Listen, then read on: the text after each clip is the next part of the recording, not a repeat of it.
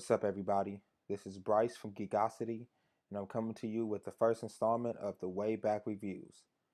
So, the Wayback Reviews are going to be a series of reviews for anything ranging from books to movies to TV shows to comic books to video games. Pretty much anything I get my hands on, anime, and I just feel like reviewing.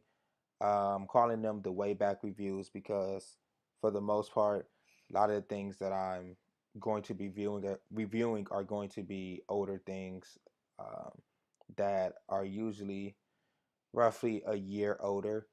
But even if it's something newer, I just like the title of the Wayback Reviews. So I'm going with it. So tonight's review is a review of the book The North Valley Grimoire by Blake Northcott. And so the way these reviews are going to work is I'm going to have a 5 point structure in terms of 5 points that I talk about for at least the books. And that is going to consist of characters, plot, prose, an analysis after that, and then a grade finally, and why I gave it that grade. So let's kick right into it. And this review will be slight spoilery. So if you guys haven't read the book or if you don't like spoilers at all, then I would advise to back away slowly and then come back after you read it. Um, so I'm going to give you guys a synopsis of the book before we jump into the full review. So the North Valley Grimoire is I would say a spy thriller magical realism book. And I know that's a weird genre. It, I thought the same thing when I looked at it. Like, okay, this is basically as Blake puts it. It's if James Bond and the spy worlds kind of meet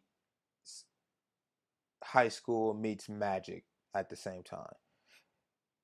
It kind of works, kind of. So pretty much the story is this this our main character Callista, her friend is murdered out of nowhere, and she basically goes on a kind of an investigation to figure out who killed him.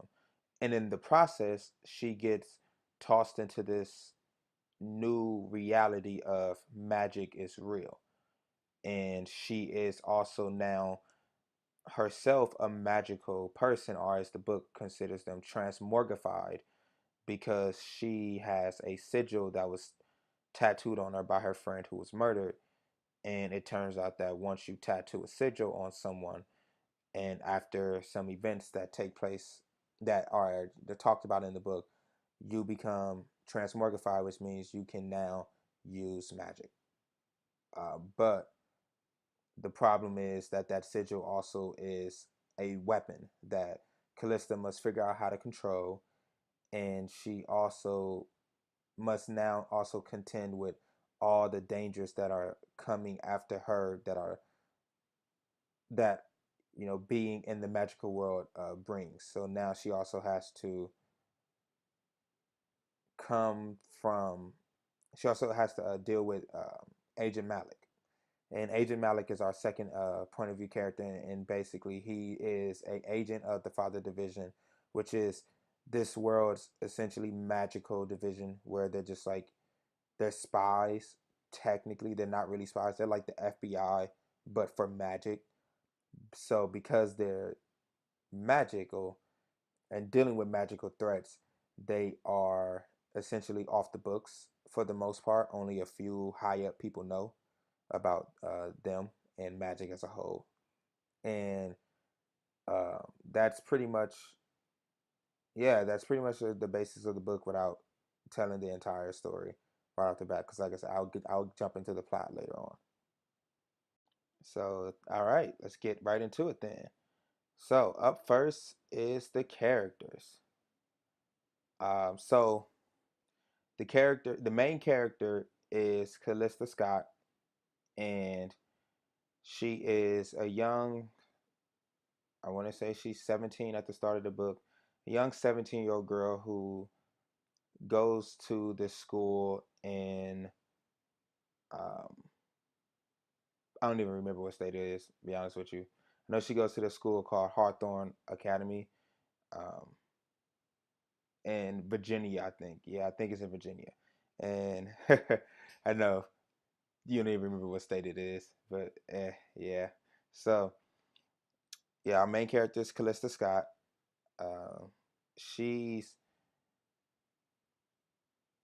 in my opinion, at the beginning of the book, I thought she was an asshole. Um, just the way she kind of treats everyone and her selfishness. But that's for reasons. That's absolutely for reasons.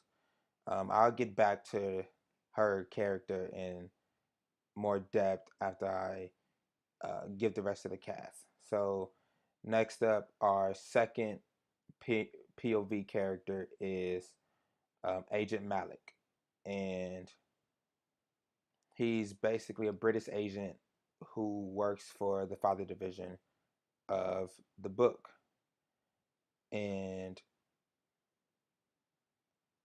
he is he's an interesting character because he's really not that interesting in terms of he's not really fleshed out that well. We don't really know too much about him other than he's kind of a badass who kind of doesn't care about the agency he works for, but he's, also kind of like, I want to do my own thing and I'm kind of a smart ass and I'm really like lax on certain things that he probably shouldn't be, or not. Well, okay, maybe I won't say lax, but she definitely writes him as trying to be more of a witty character compared to like Callista. He's definitely a little bit more witty in his delivery, but sometimes it comes off well, sometimes it doesn't. And those are our two main point of view characters. We do have one chapter, which is the prologue, written from the point of view of Jackson Carter, who arguably the prologue shouldn't have been written by, but he's basically um, the friend of Callista and Cass, who is our Callista's best friend. He's a secondary character, and yeah, he's a football player who's also black and is kind of a nerd, or was a nerd, I guess. And those, so yeah, those are our three main point of view characters.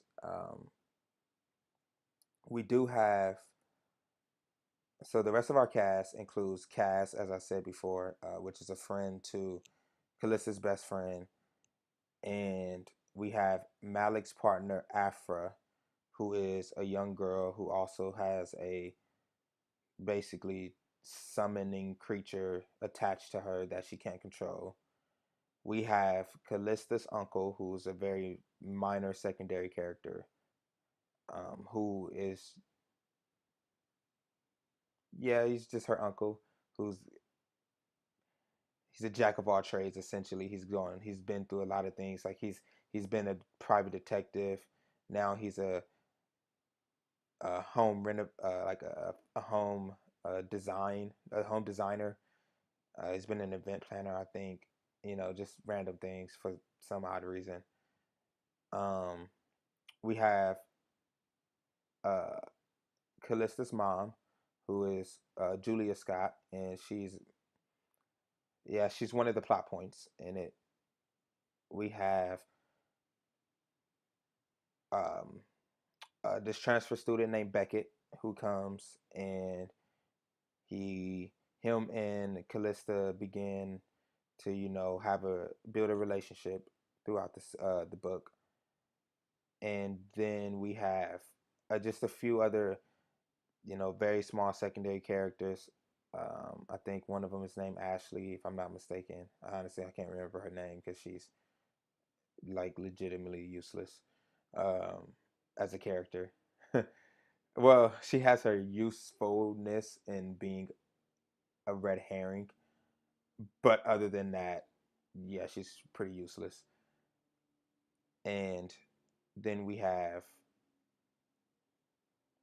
who else? Oh, can't forget the director King, the first director, who is bland. I mean, blander than bland. Like if you took tofu and then slathered in more tofu, it might still have more flavor than Director King. Cause yeah, I get why she did it, why she wrote him like that, but I just honestly don't agree with the way she wrote him. But we also then who else? We have some teachers. Excuse the smacking, by the way. We do have some teachers that are strewn throughout the series, well, throughout the book. I forgot the first teacher's name. She's a woman, and she meets an untimely demise. Then we have another teacher named, for the life of me, I can't remember his name right now, who is a substitute teacher to come replace the teacher who met their untimely demise. And he also meets his demise. Like it's clear Blake really hates teachers. Because we only had one teacher who was an actually like good, kind of a good person, kind of, and pretty much okay. Oh, then we do have another director who comes in later on. I want to say like halfway through the book, named Amanda Cho, uh, and she's way better written. But the way she's written, it is pretty obvious that Blake saved the kind of archetype for her instead of giving it to the first director, which like I said, I don't necessarily agree with that. Like if you're gonna have a character, then give them a point other than just to be a basic plot point, and then you give the second character who replaces them the entire personality that you should have given the first character.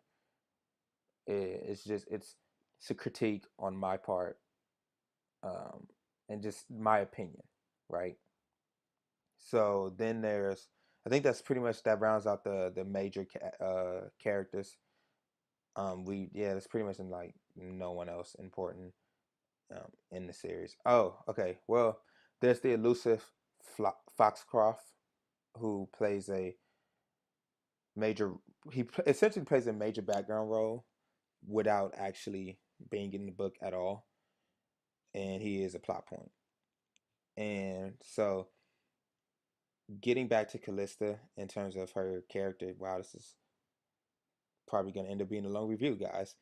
But getting back to Callista real quick, she's in the beginning, she starts off as just like kind of selfish and kind of an ass in my opinion because of the way she treats and doesn't like she doesn't think about she doesn't think about Cass or pretty much anyone else. She's just so caught up in her,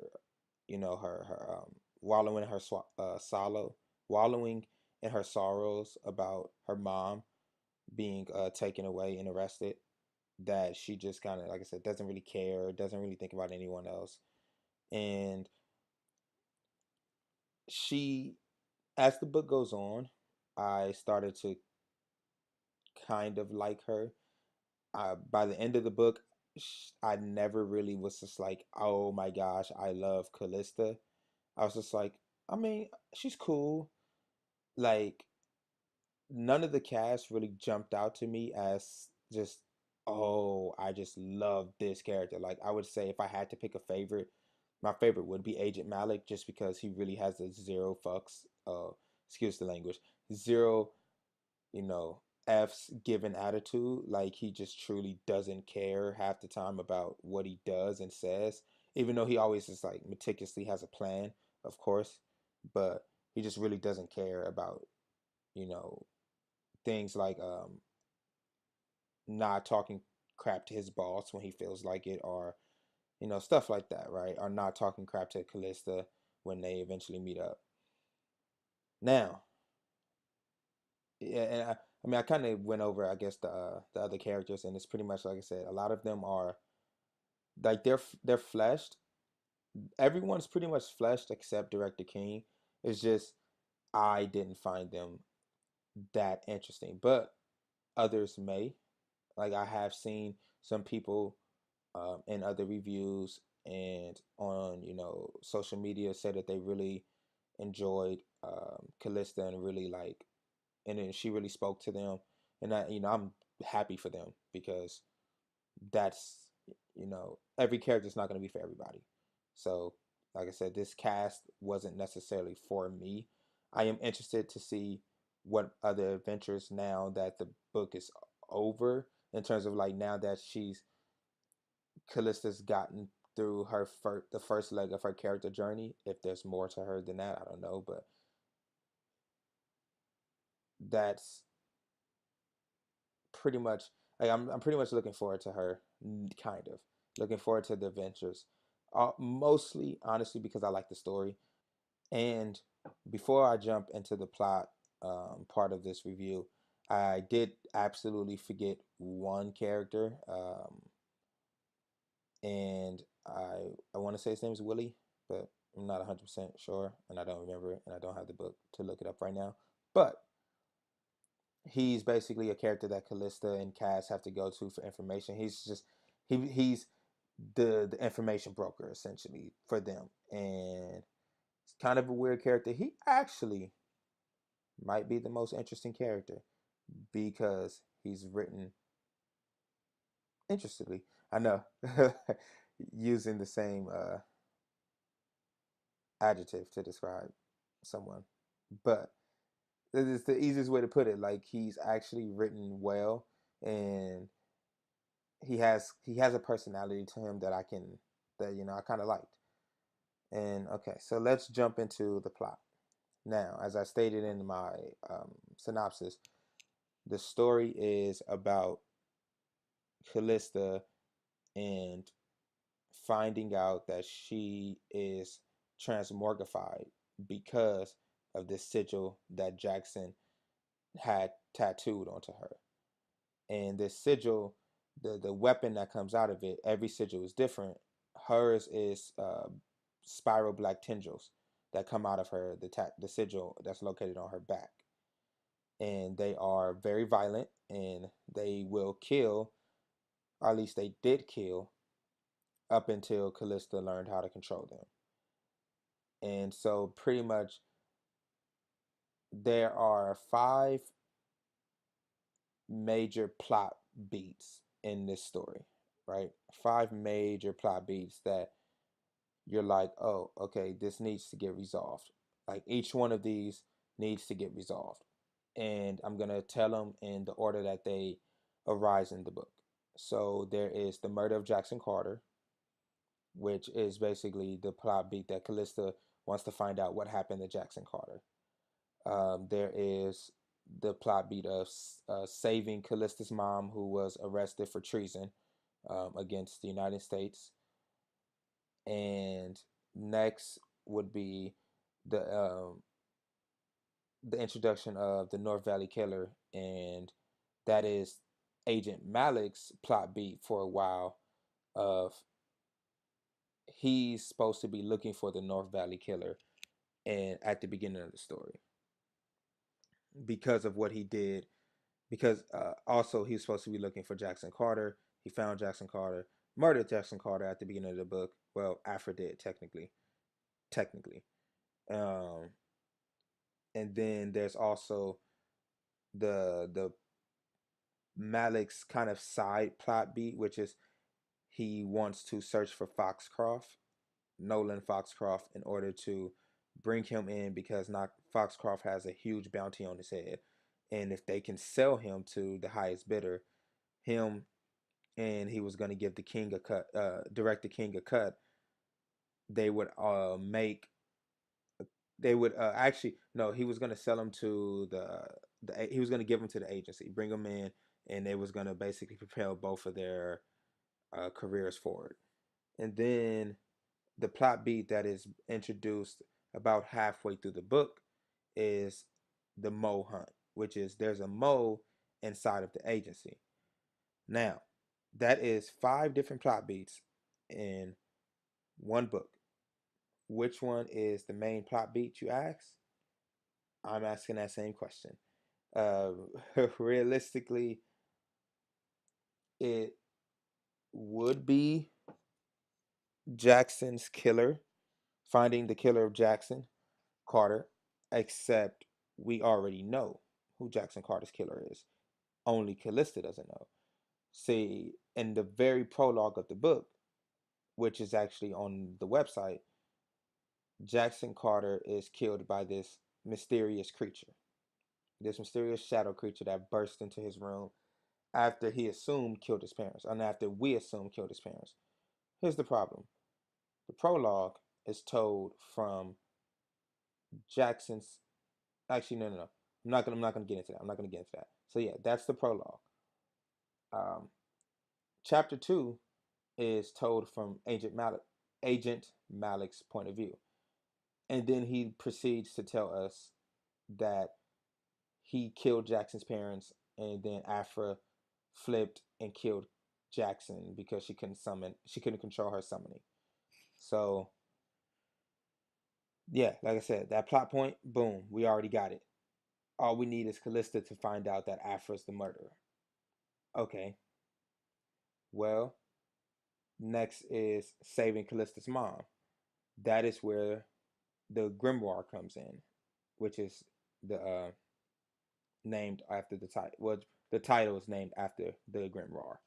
And so once Callista finds Jackson's Grimoire that was left to her, she realizes that she realizes and believes it is meant to help save her mother from jail.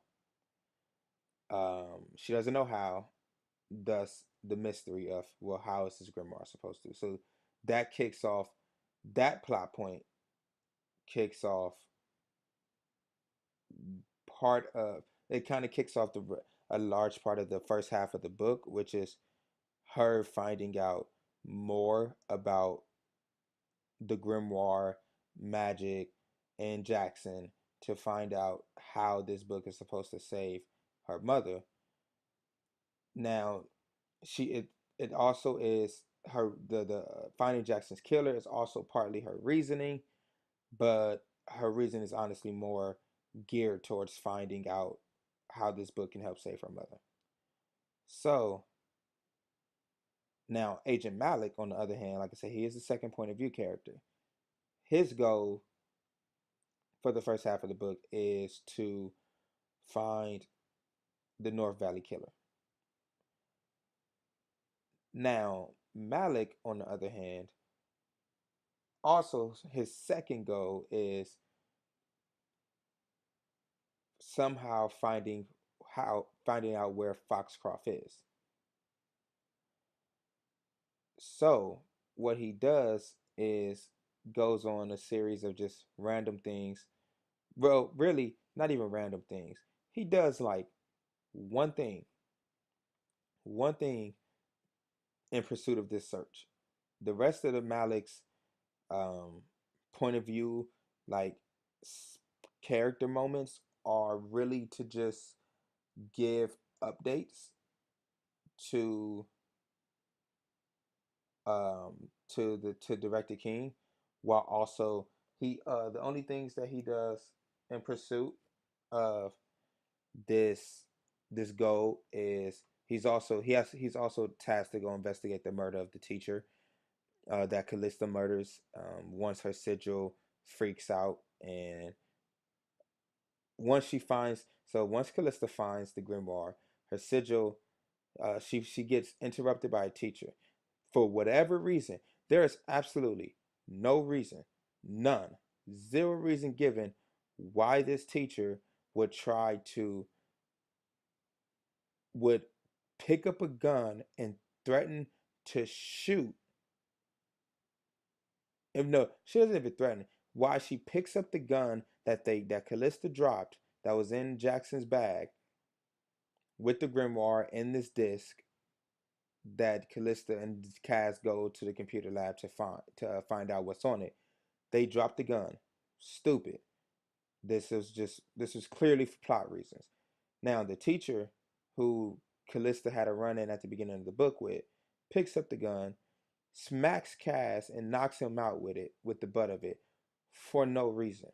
That is a problem. She gives like there's zero reason why this teacher does this, other than she clearly needed it to happen for the plot, so that Callista could freak out, so that her sigil could activate, so that the teacher could get killed, which then brings in Malik, who now finds out that there is a student at North Valley, not North Valley, in North Valley at Hawthorne Academy, who is clearly transmogrified, right?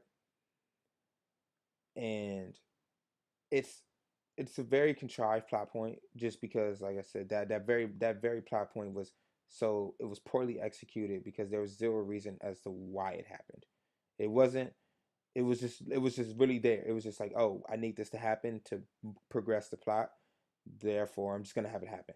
And there was no like actual legit reason. Like it would have been different, honestly, if Callista killed somebody who maybe attacked her for reasons or anything, but that didn't happen.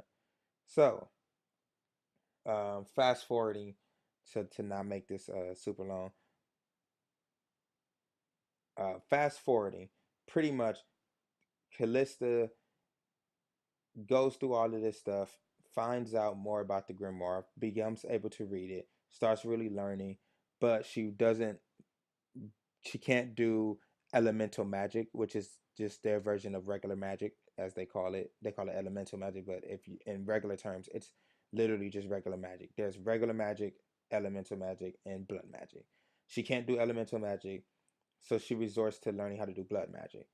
She then, after having after going to, I want to say, I think it's like I said, I think his name's Willie. After going to Willie, her and Cass find out about the North Valley killer. So she then decides, okay, I'm going to figure out. So she finds out all of this. She finds out about the North Valley killer. At this point, she's not concerned about tracking them down, right? Not at all. But kind of plot point happens where everybody decides, which is Cass, Afra, who's masquerading as a girl named, I think, like Marcy or Macy or something like that. Um, Beckett and the other girl, I want to say her name's Ashley. I could be wrong. They all decide, oh, let's have a study party at Callista's house for basically no reason. There, Afra decides to text Malik and tells him, I'm gonna murder everybody and steal the grimoire because reasons. Because Afra has zero reason why she wants to do it. She just wants to freaking do it, which is like makes zero sense. But okay, the bitch is crazy. Excuse the language again, because she is. She's fucking insane, and she decides I'm just gonna murder all of them. But at the same time, um,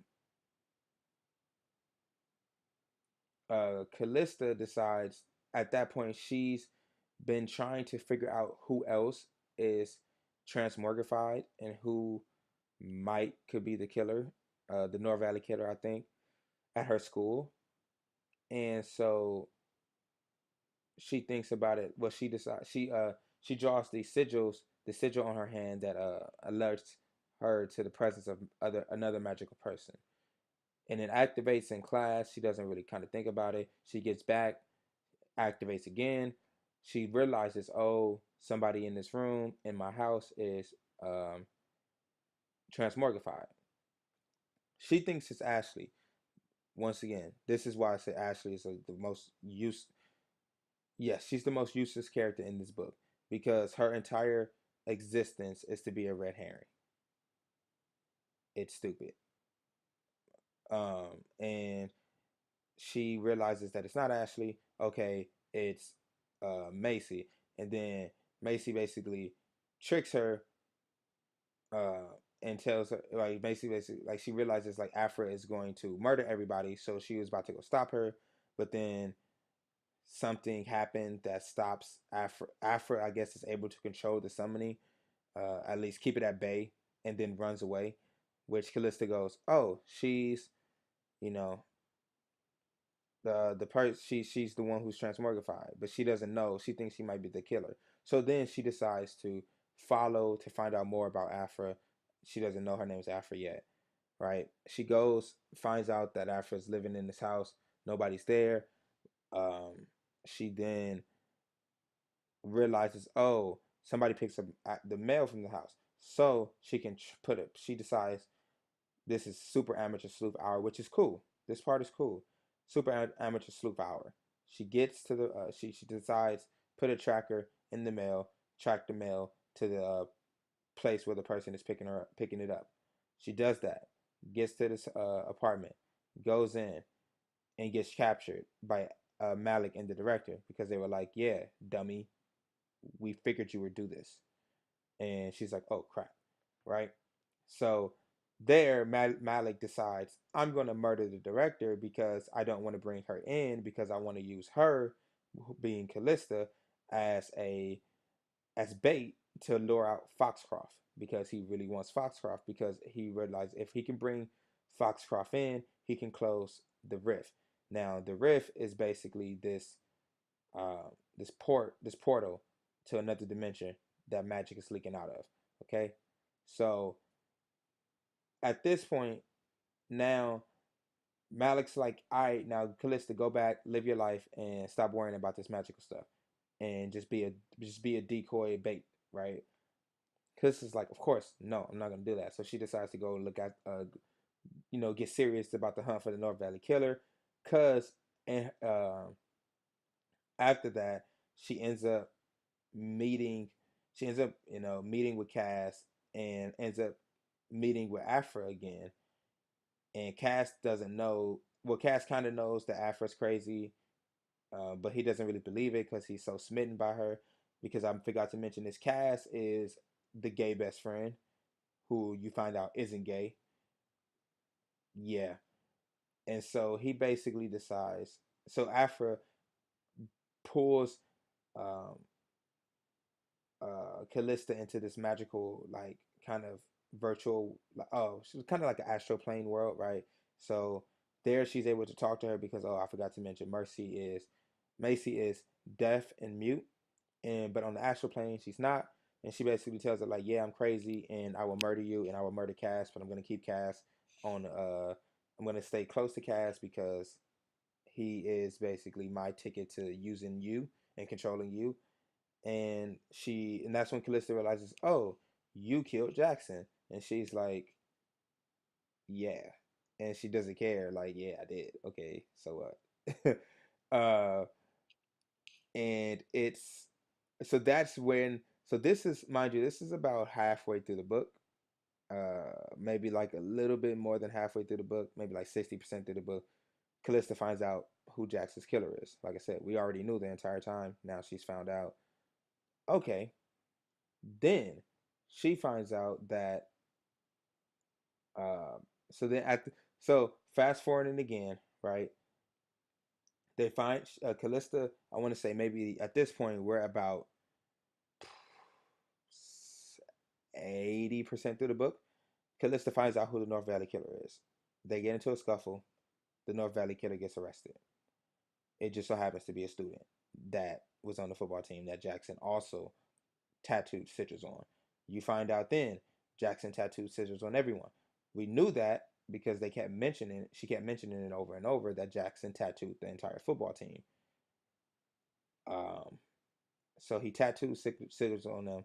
So now we found out, oh, there is someone, but also the killer also mentions that, hey, I'm not the only one, essentially. So now that plot point is taken care of. And like I said, we're only about 80% through the book. So now we come down to figuring out the kind of the last plot point, which is mentioned, which was brought in halfway through the book when Malik kills the director, and a second director steps in. Well, kind of like an interim director steps in, and she basically tells Malik, "There's a mole. You need to find the mole in the agency." Mind you, this is halfway through the book already. Why are you introducing a plot point halfway through the book? I have no idea. But now this plot point spurs the last 20% of the book because now she's like, and so now Malik's like, oh, I have to find the mole. Okay, why? Like, literally, why does this even matter to Callista? It shouldn't. She's found out who the killer is. She's found out who killed her. She's found out who the North Valley killer is at this point. She's found out who killed um, Jackson. She has the Grimoire, so she's figuring out how it's supposed to be used to save her mom. But of course, plot reasons, the Grimoire gets stolen, and we move into the final act, the final act of the story, which is the culmination of the two plot points of Malik trying to find Foxcroft and the mole, who the mole decides to kidnap Beckett and Afra, forcing Malik, Cass, and Callista to go to him at the school. You find out the kidnapper is the substitute teacher, right? Okay, so at this point, you're like, okay, I guess.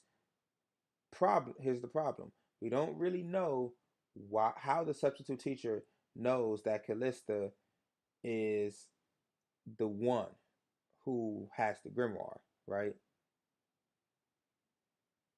She mentions that Callista was stupid and told the substitute teacher, who was pretending to be somebody else online, that she has the grimoire. But Callista, if I'm not mistaken, Callista wasn't stupid enough to use her real name online. So therefore, how did he know it was Callista? We don't know. That's actually never actually explained, at least thoroughly enough that I understood it. But somehow he knew it was her, breaks into her house, steals the grimoire, and attacks the uncle for whatever reason. And then he tries to basically finish this ritual that Jackson was creating in order to save her Callista's mom. We find out that the ritual is a teleportation ritual. So now the um, the the mole, who's a sub, decides he's going to use that same teleportation ritual to teleport Foxcroft to him so he could arrest him and sell him to the highest bidder. I don't think this dude actually thought through the simple fact that Foxcroft is a techno alchemist genius. I am 100% certain. Even if Foxcroft was teleported, he would murder that dude with ease. But hey, I don't think she thought through that. I don't think she thought through that the character would think through that. But I guess he was stupid enough. So they get into this, giant magical scuffle fight that ends up with him, the sub, falling to his death off the him getting burned to death, then falling off the roof and dying. So then Callista decides to use the teleportation spell for what it was actually intended for. Teleports her mom out of prison, saves her mom. Boom. Malik then becomes the new actually acting director. Callista is essentially basically working for him, and we find out that Callista's at the very, very, very, very, very end. I'm not gonna spoil that for you. So, whew, that was long. That was the entire plot to this story. It, I have my issues with it. So let's jump Um, let's jump into. Oh, okay. Actually, no. So next is pros. Before I jump into the analysis, pretty much, and this is actually part of the analysis. It's like I guess you could say it's a pros analysis, but I was just gonna keep it separate. But, it doesn't really matter.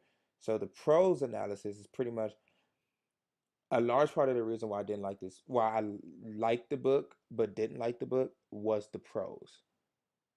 So halfway through the book, first half of the book, the prose feels like she wrote it, then she wrote it without really fully understanding what tone she was going for. Her style wasn't fully developed yet for the book because every writer has a style, but a lot of times writers also kind of, evolve their style depending on the type of book they're writing, what it's, every person's style is a little bit different depending on what book you're writing because you can't write every book the same. Or at least you can, shouldn't, but you can. And that's what it felt like. It felt like she didn't know what her style kind of was yet. She didn't really understand the tone of writing a spy thriller, which it's supposed to be a thriller, so it's supposed to be tension filled.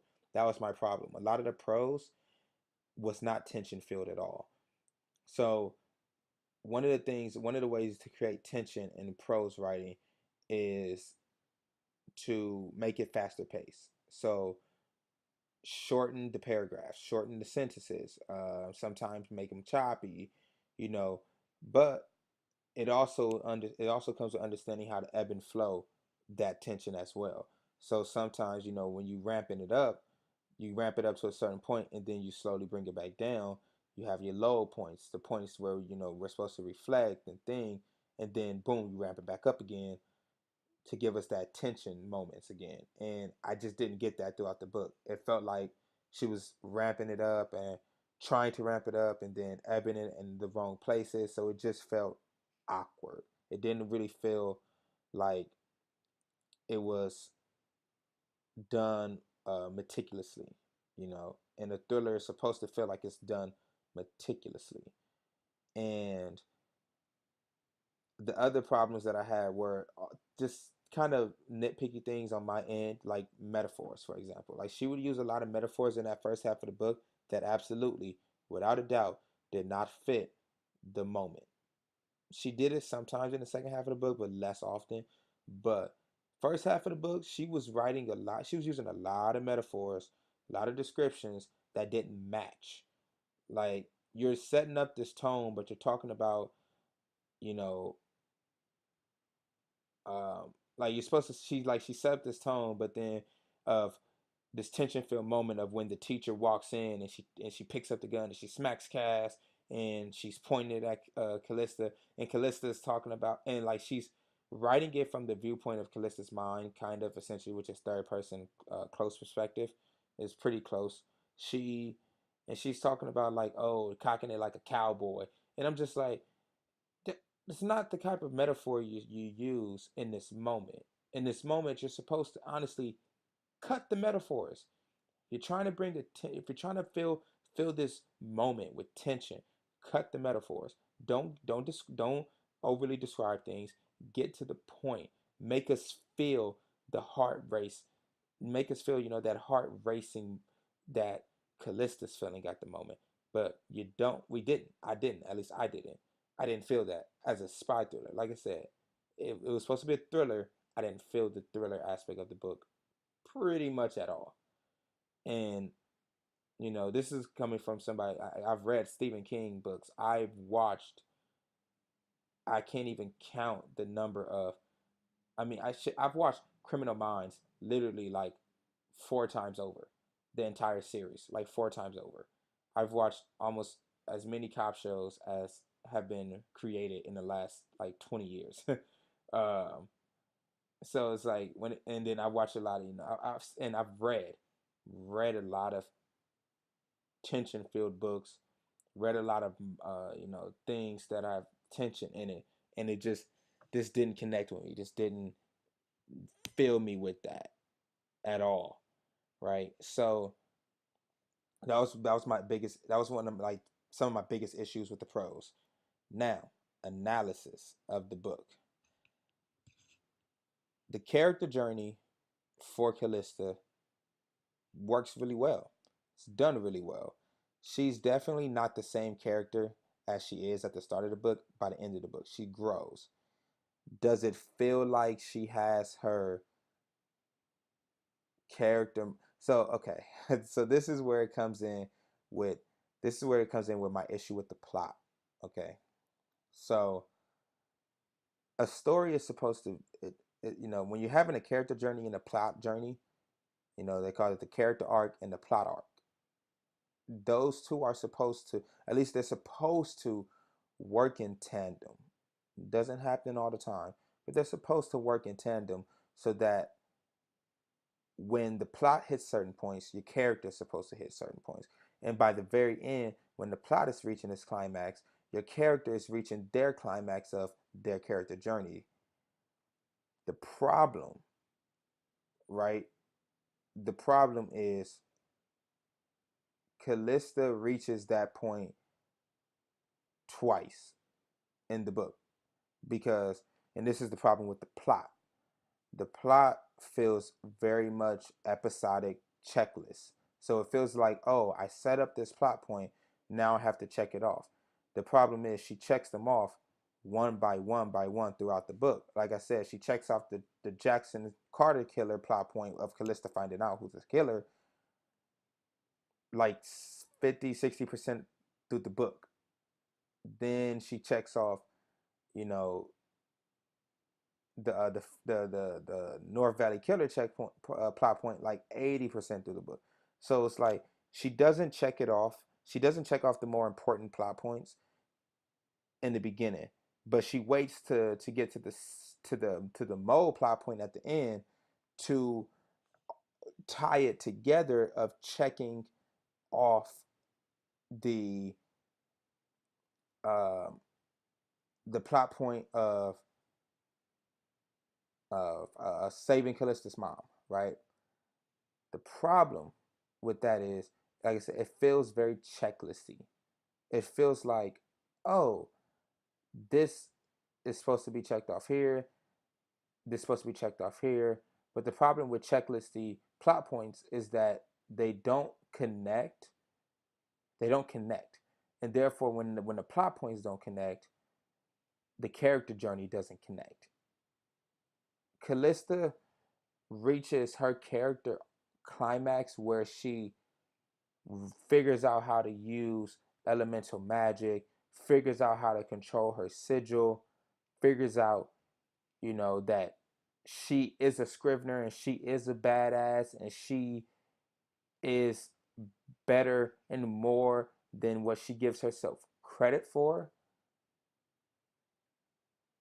She figures that out about 80% through the book. So now we have about 20% left of what? For what? What for what? At this point, her journey is done. Her journey is like legit over for this book. It's done. When we get to her second climax and the fight at the end with the mole, the sub mole,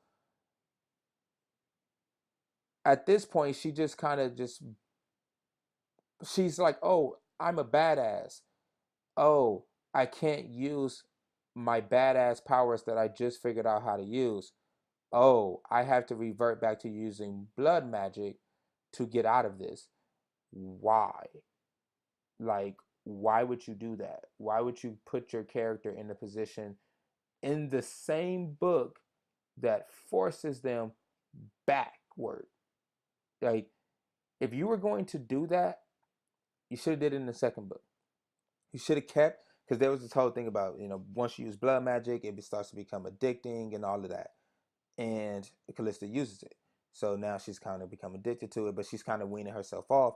But the moment she uses elemental magic and feels like she's a Scrivener and all of that, she just blows past needing to use blood magic.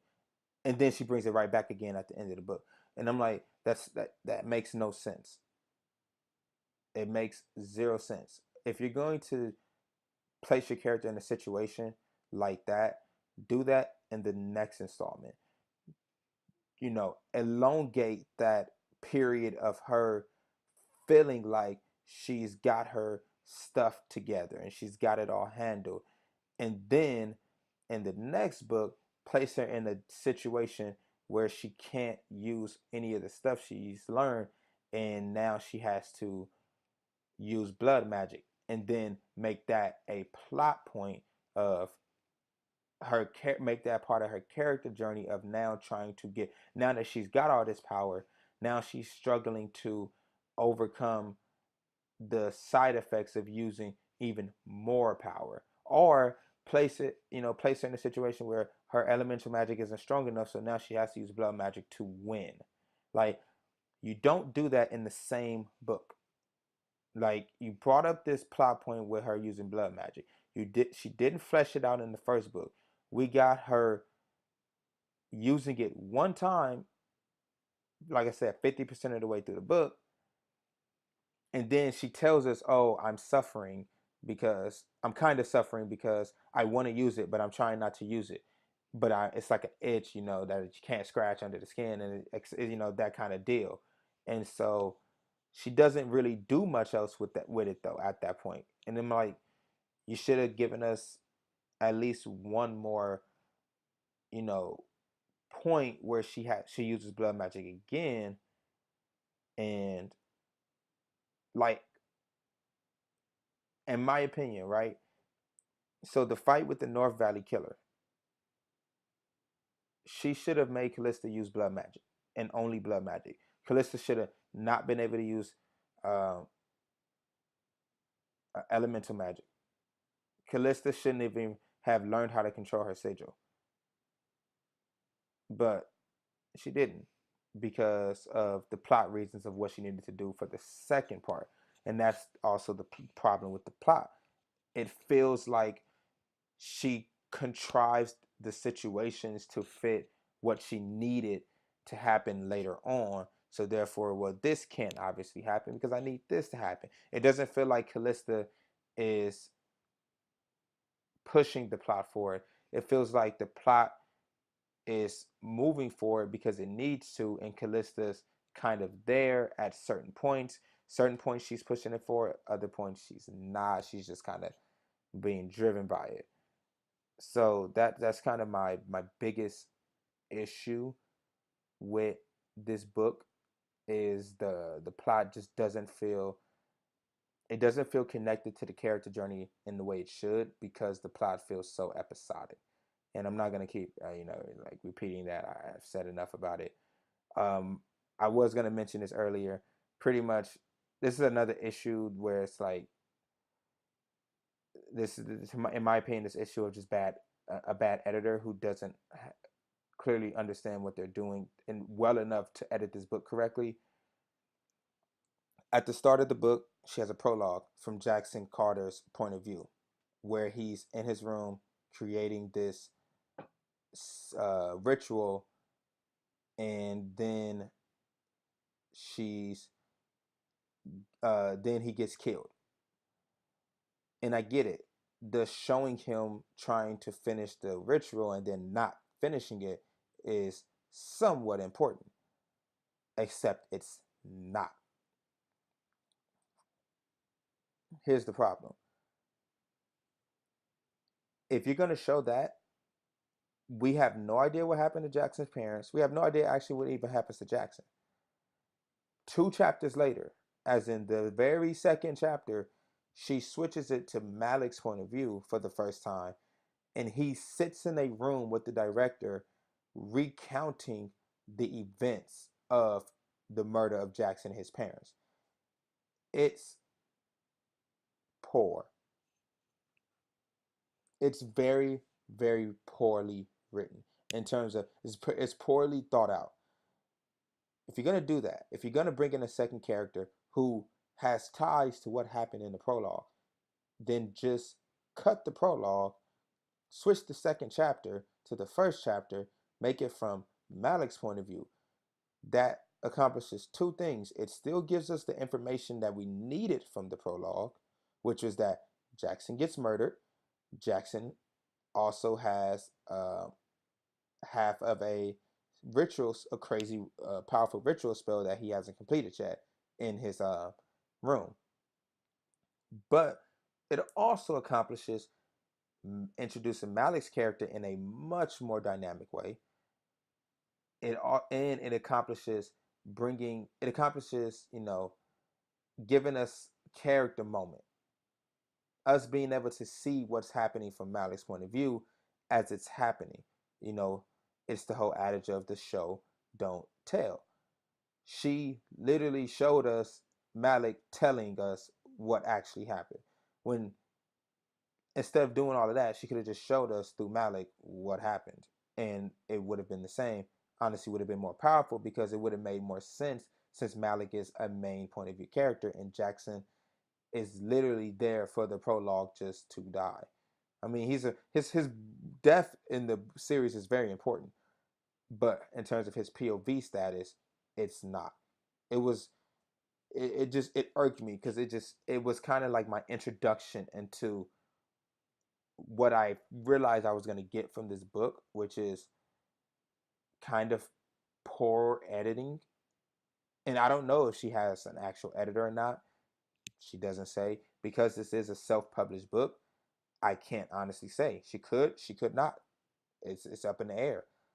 But she needed this book needed better editing. This book needed an editor who could help her with plot structure correctly, who could help her understand like, hey, if you're going to write, this prologue, like honestly just cut it out because it's useless. Switch it.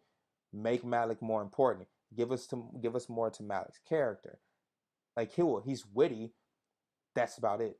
That's literally all there is to Malik is he's witty and he's kind of nice when he wants to be. Okay, that's cool. We have zero backstory. All we know is Malik's a freaking ghost from Britain. Like that's it. That's it. And he's been transmorgified too. When? How long ago? None of us knows. Now, those are my issues. Prose wise, second half of the book gets a lot better.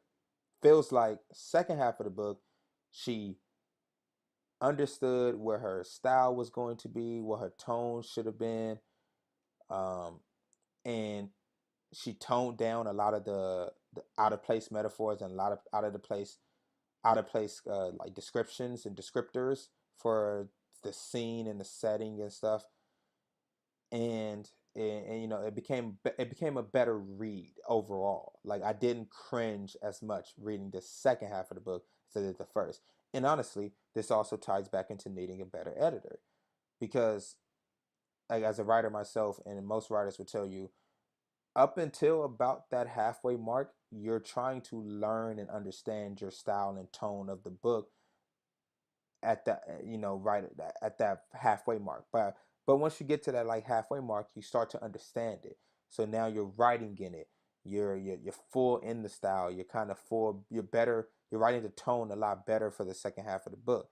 It feels like she did that, but her editor didn't tell her to go back in the first half and rewrite it to fit. And that's what it felt. It felt like, at least writing wise, it felt like the first half was the first draft, the second half was the final draft, and that just I kind of knock it on Blake because you are a self-published author, so you have to take more heed to those type of things rather than a traditionally published author. But at the same time, if she did have an editor, I place the blame in the editor because as an editor, you're getting paid, especially from a self-published author, you're going to get paid to edit this book correctly and tell the author what they need to be doing. So that is pretty much my thoughts. I know it sounded harsh, but honestly, overall, I liked the story. I thought the story is a good story. I thought this was a much better written book than her first book that I've read, which is Arena Mode. I'll be honest with you. I don't even want to go into that review. I wouldn't even review that just because I would probably rip that book to shreds and how much I just despise reading that book with a passion. Um, But this is a book that I would, it's, overall, I liked it. Like I said, to me, second half. But maybe as a writer, I read differently. And I do understand that as a writer, I do read differently. I pick up on things, I pick up on stylistic choices and word choices and, patterns more often than your average reader because my eye is trained to look at that. So all in all, I'm gonna cap it off with the final grade of a B minus. So this book isn't bad at all by any stretch of the imagination. Like I said, compared to the first book that I read from her, this is a major improvement. But the difference is the problem is the book is not also really great either. It's there. It's a little bit above middling. It's a little bit above average. Like I said, it's a B minus. Grade wise, it's a little bit above average. It's not super above average, but it's a bit above average because the story was actually really good. Like once it got into it, once she started really like kind of trotting out more of what's going on in this world, in this plot, it was interesting. There's some, like I said, I have my issues with a better editor. I think she could have an amazing second book on her hand with a better editor. Her writing style is hit or miss for me sometimes. Just throughout the entire book in general, it was hit or miss for me. But it's not poor. It's not poor enough that I wouldn't read it. Like it ain't like you know 50 Shades of Grey level of prose trash. Like it's not that bad. It's just hit or miss. So if she Blake, if you listen to this review all the way to the end, my opinion, get a better editor. It would help you. It will help the book series because I know she's doing a book too. For anyone who is interested, if they do pick this book up, she has absolutely said she is doing a book too, and I am looking forward to it. I'm gonna pick up book two because I like the story. I do want to see the rest of Callista's journey. I want to see more of Agent Malik. I want to see more of this new world that she's building of magic and spies. I hope that she adds more spy stuff because if you're gonna tout this as a magical spy thriller, I want to see more spy stuff. Like not private detective. Private detective and spies, those are two different genres. Honestly, this is more of a crime novel. This is more of a crime thriller. And like I said, minus the really being a thriller. But it's more of a crime thriller. It's not really a spy thriller. It's more of a crime thriller because spies, that's a different genre, right? No one is gonna say Mission Impossible, Jason Bourne, James Bond is the exact same thing as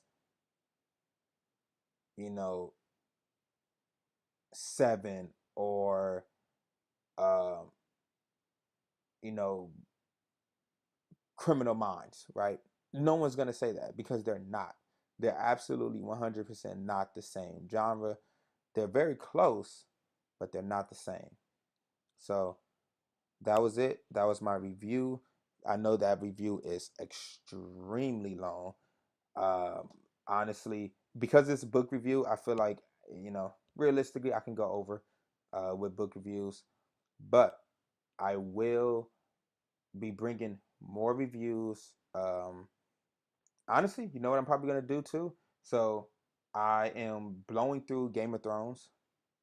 Um, if anyone is actually getting to this to the end of this review, I'm blowing through Game of Thrones, so that'll probably be the next thing I review. But yeah, I want to cut this off now. So thank everybody for listening, and for those who listen and watch, thank you so much. I hope you like, subscribe, and share this video, and hope you guys enjoyed and come back. All right, thank you.